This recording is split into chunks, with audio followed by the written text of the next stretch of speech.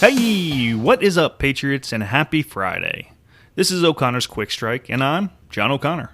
3 stories the mainstream media won't cover or will completely twist beyond recognition, delivered in roughly 15 minutes or so. No fluff, no filler, no BS.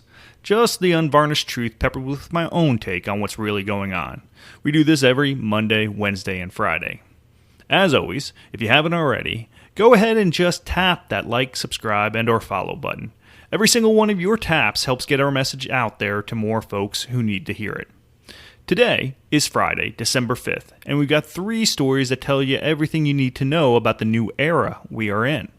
First, the FBI just arrested the January 6th pipe bomber after sitting on evidence for nearly 4 years.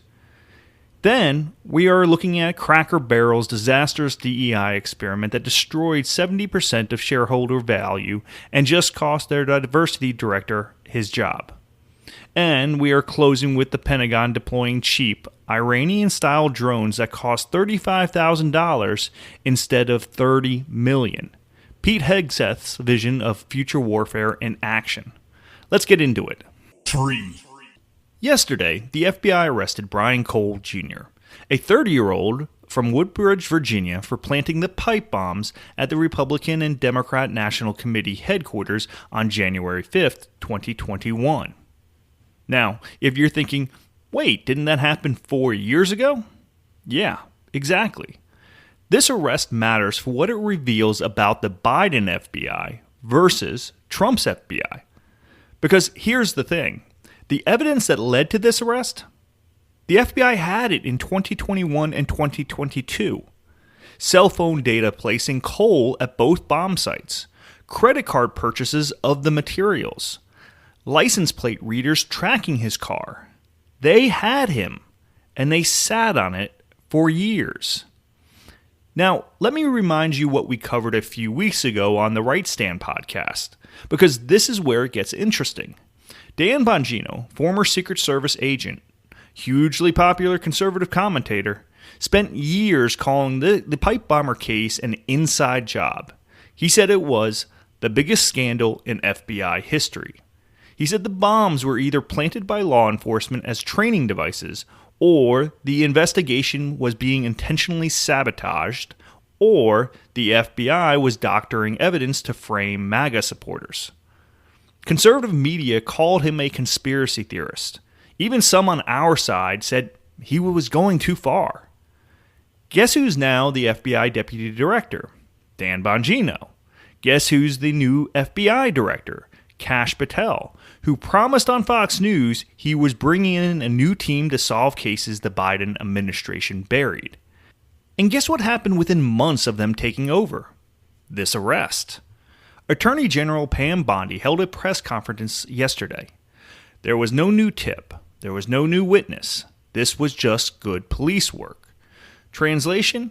We used evidence the old FBI already had and chose not to act on. Let me walk you through what Biden's FBI sat on, because this is infuriating. The bombs were planted on January 5th at 7:54 p.m. at the DNC and 8:16 p.m. at the RNC. They had 60-minute kitchen timers. They should have detonated between 8:54 and 9:16 p.m. that night, but they didn't. They were discovered the next afternoon at 1:05 p.m., about 16 hours later. Here's what makes this insane. Kamala Harris was inside the DNC building from 11:25 a.m. to 1:05 p.m. on January 6th. Her motorcade drove within 20 feet of that pipe bomb. She was in the building for an hour and 40 minutes while a live explosive device sat 9 feet from the exterior wall. Secret Service canines swept that area twice that morning. Bomb-sniffing dogs walked right past it. The DHS Inspector General's report confirmed the Secret Service completely failed to detect an active bomb 20 feet from the Vice President-elect. When the bomb was finally discovered, it wasn't by trained Secret Service agents or FBI. It was by a plainclothes Capitol Police officer on a lunch break. The FBI launched what they called one of the largest investigations in Bureau history. Over 1,000 interviews, 39,000 video files were reviewed, 600 tips investigated. They had cell tower data from the bomb sites, MetroCard records, license plate readers. The bomber wore distinctive Nike Air Max Speed turf shoes, only 25,000 pairs sold. They had photos, videos, gait analysis. And yet somehow, the identity remained a mystery for 4 years. Former FBI agent Kyle Seraphin testified to Congress that agents working the case were systematically pulled off promising leads. Whistleblowers said when they would identify potential suspects, they'd be reassigned. The investigation, Seraphin said, was being deliberately slow-walked. Then there's the cell phone data. This is the smoking gun that told us something was deeply wrong. The FBI claimed cell phone data from the bomb sites was corrupted. They said they couldn't identify whose phones were near the DNC and RNC when the bombs were planted because the data was damaged. Multiple cell carriers went on record saying that's false. Verizon, AT&T, T-Mobile all said they provided complete, uncorrupted data to the FBI. Both statements cannot be true. Either the FBI is lying or every major cell carrier is lying.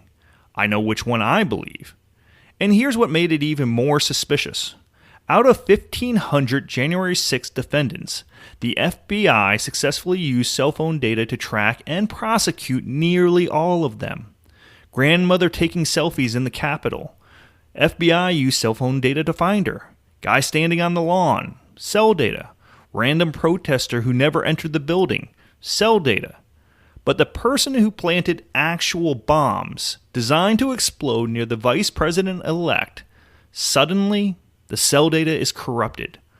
Only for this one case, the most important case, the data mysteriously doesn't work. Dan Bongino said for years this smelled like a cover-up. He suggested the bomber might be connected to law enforcement or intelligence agencies.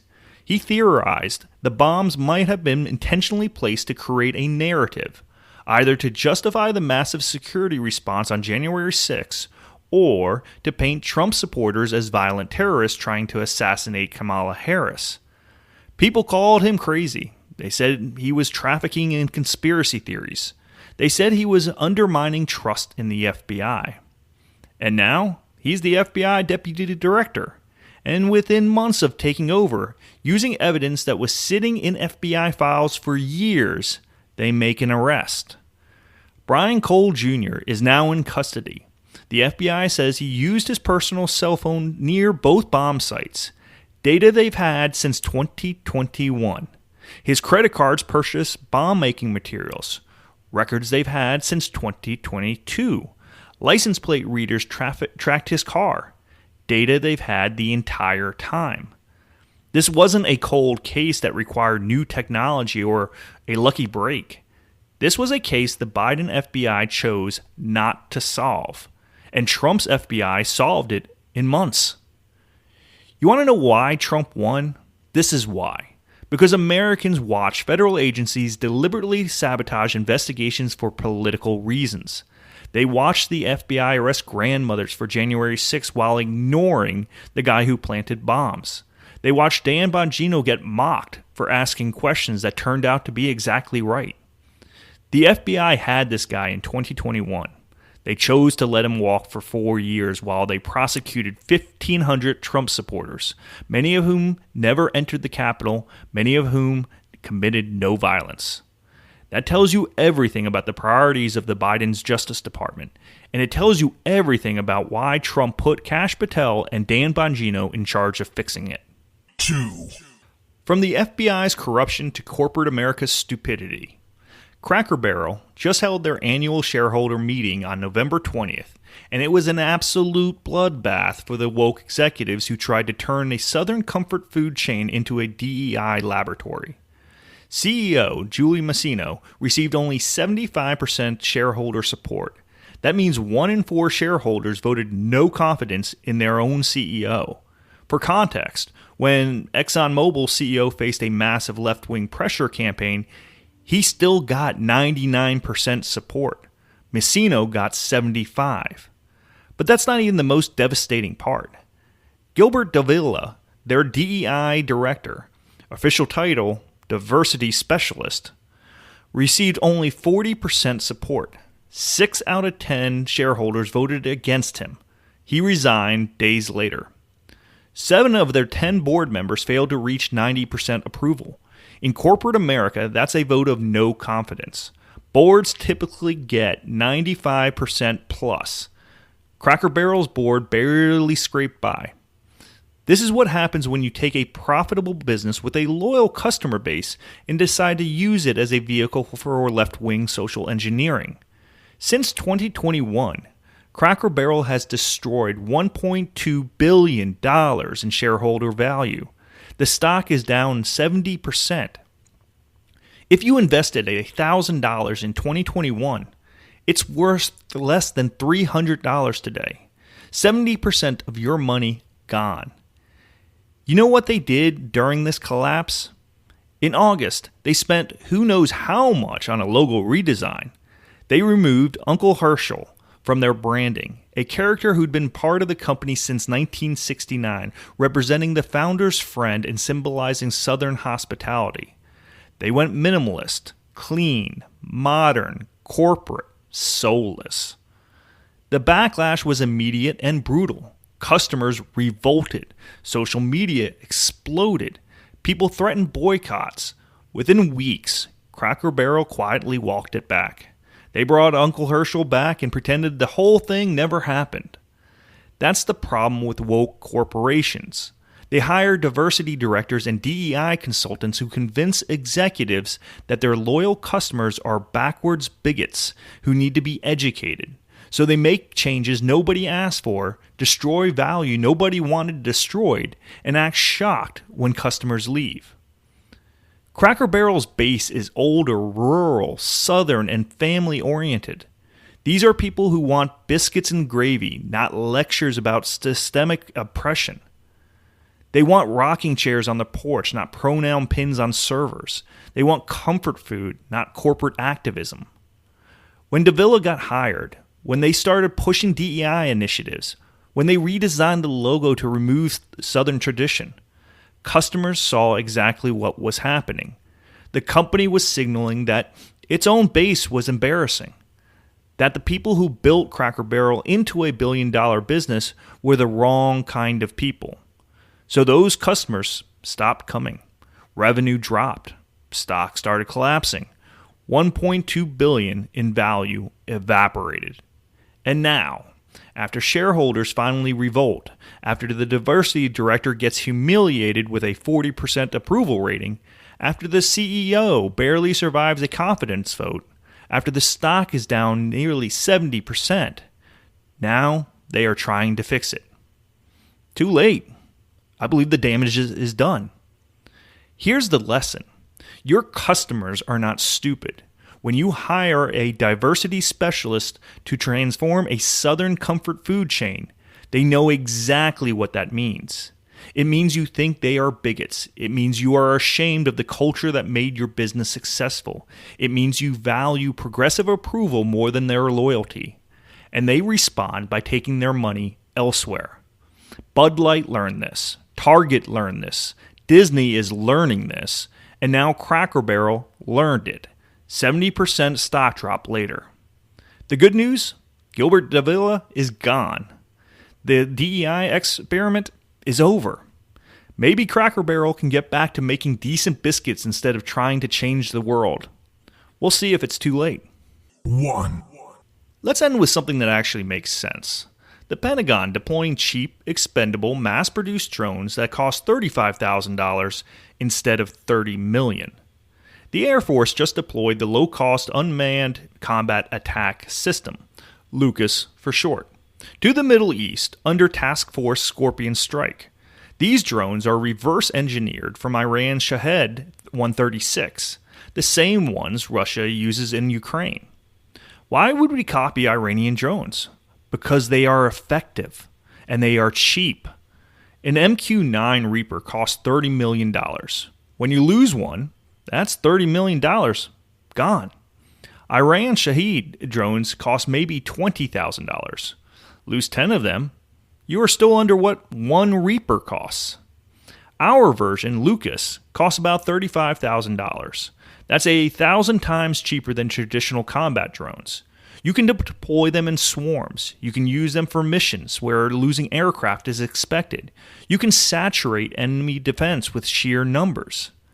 This is Pete Hegseth's strategy in action. In his book, Tomorrow's War, he argued the Pentagon's obsession with expensive, exquisite platforms is losing us wars. We build $30 million drones, $100 million jets, billion-dollar ships, and then we are terrified to use them because losing one is politically and financially catastrophic. Meanwhile, our adversaries build cheap, mass-produced systems they can afford to lose. Iran swarms targets with disposable drones. China cranks out missiles by the thousands. Russia uses artillery shells by the millions. Hegseth argued we need to match quantity with quantity, build cheaper systems we can produce at scale, accept that weapons are expendable, focus on lethality per dollar, not sophistication per unit. That's exactly what Lucas represents. SpectralWorks developed these drones in months. For comparison, traditional Pentagon acquisition programs take 5 to 7 years just to get through the approval processes. This went from concept to deployment faster than most programs get initial funding. The drones are 10 feet long with an 8-foot wingspan, delta wing design, modular payloads. They can carry munitions, sensors, electronic warfare packages. They can operate in swarms, coordinate autonomously, overwhelm defenses through numbers. And here's the best part. They are reusable. Unlike kamikaze drones, Lucas can drop its payload and return back to base. You get multiple missions from a $35,000 platform. This is how you change military procurement, not through decades-long studies and billion-dollar contracts to defense giants. You find what works. You reverse engineer it. You mass produce it. You deploy it. The Air Force is already expanding production. They are looking at variants for different missions. Other services are watching closely. This represents a fundamental shift. We are moving from exquisite systems we can't afford to lose toward expendable systems we can afford to use. That's real deterrence. When adversaries know you can swarm them with cheap, lethal drones that will actually deploy, not $30 million assets you're too cautious to risk, your adversaries start to think twice. Iran's been doing this for years. Ukraine adapted these tactics brilliantly against Russia. Turkey's using this model in Syria and Libya. We are finally catching up. Pete Hegseth has been in office less than a year, and we are already seeing the shift. Less focus on gold-plated legacy programs. More focus on cheap, effective, mass-produced lethality. That's how you win future wars, not with fewer, more expensive platforms. With more, cheaper platforms you're willing to use. So, there you have it, Patriots. 3 stories that show you the difference between the old way and the new way. Story 1. The FBI sat on evidence for years while the pipe bomber walked free, until Dan Bongino and Kash Patel took over and solved it in months. That's what draining the swamp actually looks like. Story 2. Cracker Barrel destroyed 70% of shareholder value chasing DEI nonsense instead of serving biscuits. Their diversity director got humiliated with a 40% approval rating and resigned. That's what happens when you insult your own customers. Story 3. The Pentagon's deploying $35,000 Iranian-style drones instead of $30 million Reapers. Pete Hegseth's vision of cheap, mass-produced lethality is becoming reality. That's how you actually win wars. The pattern is obvious. Trump's team is solving problems the establishment wouldn't touch. They are fixing agencies that were broken on purpose. They are building strategies that actually make sense instead of enriching defense contractors. And the results are already showing. Arrests that should have happened years ago. Corporate America getting smacked down for woke overreach.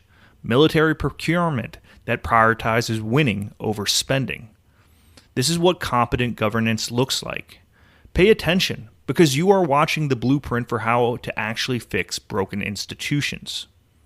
I'll see you on Monday with 3 more stories the mainstream media won't touch. This is O'Connor's Quick Strike, and I'm John O'Connor. Hold the line, Patriots.